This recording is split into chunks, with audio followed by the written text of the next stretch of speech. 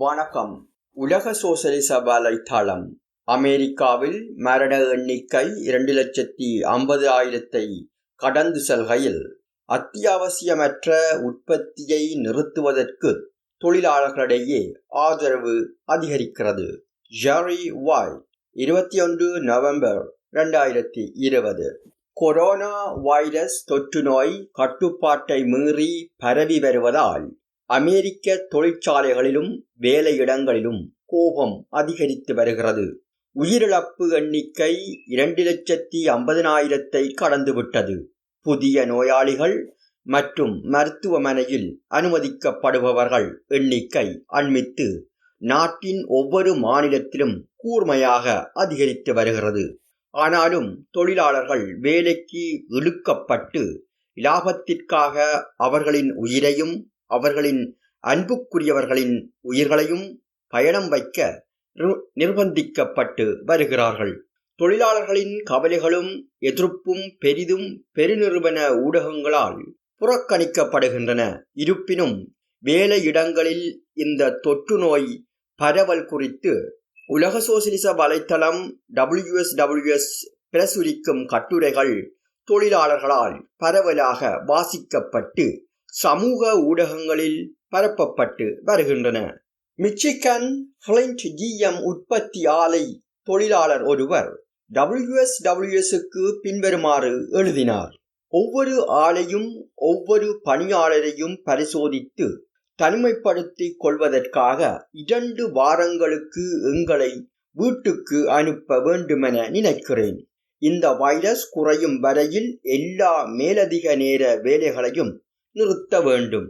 மிச்சிகனில் Fiat Chrysler உதிரி பாகங்கள் உற்பத்தி ஆலை தொழிலாளர் ஒருவர் எழுதினார். இங்கே மரிஸ்வில் ஆக்சல் ஆலையில் எங்களை மறந்து விடாதீர்கள். கோவிட் காரணமாக டஜன் கணக்கான தொழிலாளர்களும் மேற்பார்வையாளர்களும் பணிக்கு வரவில்லை. கதவருகே உடல் வெப்பநிலை பரிசோதனை தவிர ஏறக்குறைய வேறெந்த பாதுகாப்பு நெறிமுறைகளும் இல்லை. இங்கே எவரின் உயிரும் மதிப்புடையதாக கருதப்படுவதில்லை. எங்கள் உயிர்களை விட கார் உதிரிப்பாகங்கள் தான் மிகவும் முக்கியமாக உள்ளன. இது போன்ற நிலைமைகள் நாடெங்கிலும் ஒவ்வொரு தொழில்துறையிலும் மேலோங்கி உள்ளன.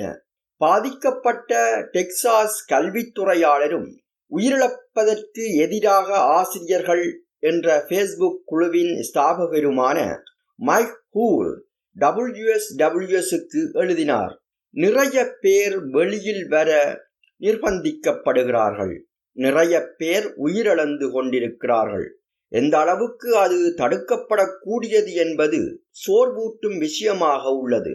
அவசர நடவடிக்கைகள் தேவைப்படுகின்றன. தொழிலாளர்கள் கூட்டு நடவடிக்கையை கோருகிறார்கள். ஸ்டெர்லிங் ஹைட்ஸ் உற்பத்தி ஆலையில் SHAP குறைந்தபட்சம் ஒரு தொழிலாளி மார்க் பியான்சி சமீபத்தில் உயிரிழந்துள்ளார். தொழிலாளர்கள் பிரதான உற்பத்தி பகுதி குறித்து, அதாவது கருவிகளை போட்டுவிட்டு உற்பத்தி ஆலையிலிருந்து பாதுகாப்பான பகுதிக்கு நகர விவாதித்து வருகிறார்கள். இதைத்தான் ஷாப் தொழிலாளர்களும் மிச்சிகன், ஓஹியோ, இந்தியானா மற்றும் கனடாவின் வின்சரில் ஏனைய ஃபியட் கிரைஸ்லர் தொழிலாளர்களும் மார்ச் மாத மத்தியில் செய்தனர். அது வட அமெரிக்க வாகன தொழில்துறையை அடைக்கவும் ஏனைய அடைப்புகளுக்கும் நிர்பந்தித்தது. 10,000 கணக்கான உயிர்களை காப்பாற்றியது. கல்வித்துறையாளர்களும் செவிலியர்களும் ஏனைய தொழிலாளர்களும் ஏற்கனவே நடவடிக்கை எடுத்து வருகிறார்கள். மருத்துவமனைகள் COVID-19 நோயாளிகளால் வெள்ளமென நிரம்பி வழிகின்ற நிலையில் பென்சில்வேனியாவின் லாங்ஹோர்னில் செயின்ட் மேரி மருத்துவ மையத்தில் பிலடெல்பியாவைச் சேர்ந்த செவிலியர்கள் போதுமான பணியாளர்களை அமர்த்தவும் மற்றும் பாதுகாப்பு சாதனங்கள் மற்றும் கண்ணியமான கூலிகள் வழங்கவும் கோரி செவ்வாய்க்கிழமை வெளிநடப்பு செய்தனர். கல்வித்துறையாளர்கள் பள்ளி கட்டுடங்களுக்குள் நுழைய அவர்கள் நிர்பந்திக்கப்படும் போது ஒவ்வொரு முறையும் அவர்களின் உயிர்கள் மீது சூதாட்டம் நடக்கும் நிலையில் உட்ராவில் ஆசிரியர்கள் கடந்த வாரம் மருத்துவ விடுப்பை ஒழுங்கமைத்தனர். டெக்சாஸின் மிட்லாண்ட் கல்வியாளர்களும் இதை செய்திருந்தனர். இங்கே மிட்லாண்ட் உயர்நிலைப் பள்ளி ஆசிரியர் ஜோன் ஆண்டனி COVID-19 உயிரிழந்ததாக செவ்வாய்க்கிழமை அறிவிக்கப்பட்டது. வெள்ளிக்கிழமை அலபாமா ஆசிரியர்கள் ஒரு போராட்டம் ஒழுங்கமைக்கிறார்கள் என்பதுடன் மொன்ட்கொமேரியின் ஹுண்டாய் ஆலையில் வாகனத்துறை தொழிலாளர்களிடம் இருந்து ஆதரவை பெற முயன்று வருகிறார்கள். ஜனநாயக கட்சியால் நிர்வகிக்கப்படும் நியூயார்க் நகரம் மற்றும் மாநில அரசாங்கங்கள் பள்ளிகளை திறந்து வைக்க அவற்றின் பலமான முயற்சிகளை செய்ததற்கு மத்தியில் நோய் தொற்று அதிகரித்து ஆசிரியர்கள் நேரடி வகுப்புகளை நிறுத்த கோரியதற்கு பல வாரங்களுக்கு பின்னர் நியூயார்க் நகரப் பள்ளிகள் இன்று மூடப்பட உள்ளன. இந்த தொற்று நோய் கட்டுப்பாட்டில் வரும் வரையில் அத்தியாவசியமல்லாத வணிகங்களையும் பள்ளிகள் மற்றும் பல்கலைக்கழகங்களையும் உடனடியாக மூடுவது என்ற உயிர்களை காப்பாற்றுவதற்கான மிகவும் அடிப்படை நடவடிக்கையை ஒட்டுமொத்த அரசியல் ஸ்தாபகமும் எதிர்க்கிறது. அங்கே 4 to 6 வாரங்களுக்கு அடைப்பு இருக்க வேண்டும். அத்துடன் சேர்ந்து அதில் பாதிக்கப்படுபவர்களுக்கு முழு வருமானம் வழங்கப்பட வேண்டும் என்று பைடனின் கொரோனா வைரஸ் பணிக்குழுவின் உறுப்பினரான தொற்றுநோய் நிபுணர் மைக்கேல் ஒஸ்டர்ஹோல்மின் கடந்த வார வெறும் அறிவிப்பே வால் ஸ்ட்ரீட்டில் விற்றுத்தள்ளல்களுக்கு இட்டுச் சென்றது. இதை பைடனின் இடைக்கால குழு உடனடியாக மறுத்தளித்தது. இந்த நிர்வாகம் ஓர் அடைப்பை மேற்கொள்ளாது என்ற ட்ரம்பின் அறிவிப்பு பின்னர் பங்கு மதிப்புகளின் மீட்சிக்கு இட்டுச் சென்றது. இந்த பாரிய உயிரிழப்புகள் தீர்க்கமான வர்க்க நலன்களுக்கு சேவையாற்றும் திட்டவட்டமான கொள்கைகளின் விளைவாகும். ட்ரம்ப் நிர்வாகமும் ஜனநாயக கட்சியும் பங்குச்சந்தையை பாதுகாக்கவும் மற்றும் தொழிலாளர்களின் பரந்த வெளிநடப்புகளை தடுக்கவும் முதலில் இந்த தொற்று நோயின் அபாயங்களை மூடி மறைக்க முயன்றனர். மார்ச் மாத இறுதியில் இரு கட்சிகளின் ஒப்புதலுடன் கேர் சட்டம் நிறைவேற்றப்பட்ட பின்னர் 2 கட்சிகளும் பெரும் செல்வந்தர்களுக்கான பாரிய பிணையெடுப்புக்கு தொழிலாளர்களை விலை கொடுக்க நிர்பந்திக்க வேலைக்கு திரும்ப செய்வதற்கான பிரச்சாரத்தை தொடங்கின. பின்னர் ஜூலையில் காங்கிரஸ் சபை வேண்டுமென்றே மத்திய அரசின் வேலை இழந்தோருக்கான உதவித்தொகை காலாவதியாக அனுமதித்தது. இது மலைப்பூட்டும் அளவுக்கு தனிநபர் வருமானத்தில் $1/2 trillion வீழ்ச்சி அடைவதற்கு இட்டுச் சென்றது. அது ஒரு புதிய நிவாரண பொதி வழங்க மறுத்துள்ளதால் சுமார் 12 மில்லியன் வேலையற்ற தொழிலாளர்கள் கிறிஸ்மஸுக்கு தங்களின் வேலையற்றோருக்கான உதவித்தொகையை பறிகொடுக்கும் அபாயத்தில் விடப்பட்டுள்ளனர். வேலைக்காக தங்களின் உயிர்களை ஆபத்திற்குட்படுத்த தொழிலாளர்களை பட்டினி கிடத்துவதே இதன் நோக்கமாகும். இந்த வைரஸ் பரவலை தடுக்க தொழிலாளர்கள் நடவடிக்கை எடுக்க விரும்புகிறார்கள். தொழிலாளர்கள் ஒவ்வொரு நாளும் வேலைக்கு செல்லும் போது அவர்கள் தங்கள் உயிரையும் தங்கள் குடும்ப உறுப்பினர்களின் உயிர்களையும் ஆபத்திற்குட்படுத்துகிறார்கள் என்பது அறிவார்கள். ஆனால் வேலைக்கு போகவில்லையானால் அவர்களால் எப்படி சமாளிக்க முடியும் என்று பலர் கேட்கிறார்கள். உண்மையிலேயே என்னால் வேலைக்கு போகாமல் சமாளிக்க முடியாது என்பதால் நிஜமாகவே என்ன செய்வதென்றே எனக்கு தெரியவில்லை என்று மிச்சிகன் ஃபின்டின் வாகனத்துறை தொழிலாளி WSWSக்கு தெரிவித்தார். இந்த அடைப்பால் நான் மார்ச்சிலிருந்து இன்னமும் பொருளாதார ரீதியாக அவதிப்பட்டு கொண்டிருக்கிறேன். ஆனால் மறுபுறம் இந்த நோயை என் அன்புக்குரியவர்களுக்கு பரப்ப நான் விரும்பவில்லை என்றார். தொழிலாளர்கள் தங்கள் உடல் நலன் அல்லது தங்கள் பொருளாதார நலனுக்கு இடையே ஏதேனும் ஒன்றை தியாகம் செய்து ஒன்றை தேர்ந்தெடுக்க நிர்பந்திக்கப்பட்டு வருகிறார்கள் என்பது இந்த தொற்று நோய்க்கான விடையிறுப்பை பெருநிறுவனங்களுக்கான இலாபங்களுக்கும் ஆளும் வர்க்கத்தின் செல்வ செழிப்புக்கும் அடிபணிய வைப்பதை அடித்தளத்தில் கொண்டுள்ளது. சோசலிச சமத்துவ கட்சி அத்தியாவசியமல்லாத எல்லா உற்பத்தியை நிறுத்தவும், பள்ளிகள் மற்றும் பல்கலைக்கழகங்களை உடனடியாக மூடவும் கோருகிறது. முகக்கவசங்களும் சமூக இடைவெளியும் அவசியமென்றாலும் அதே வேளையில் அந்த முறைமைகள் மட்டுமே வேலையிடங்களில் இந்த வைரஸ் பரவுவதை தடுத்து விடாது. ஒரு தடுப்பூசி அடுத்த ஆண்டுதான் பரவலாக கிடைப்பதற்கான சாத்தியக்கூறு உள்ளது என்பதால் இப்போது உயிர்களை காப்பாற்றுவதற்கு அவசியமான ஒவ்வொரு நடவடிக்கையும் எடுப்பது அவசியமாகும். இத்துடன் சேர்ந்து அடைப்புகளால் பாதிக்கப்படும் எல்லா தொழிலாளர்களுக்கும் முழு நஷ்ட ஈடு வழங்கப்பட வேண்டும்.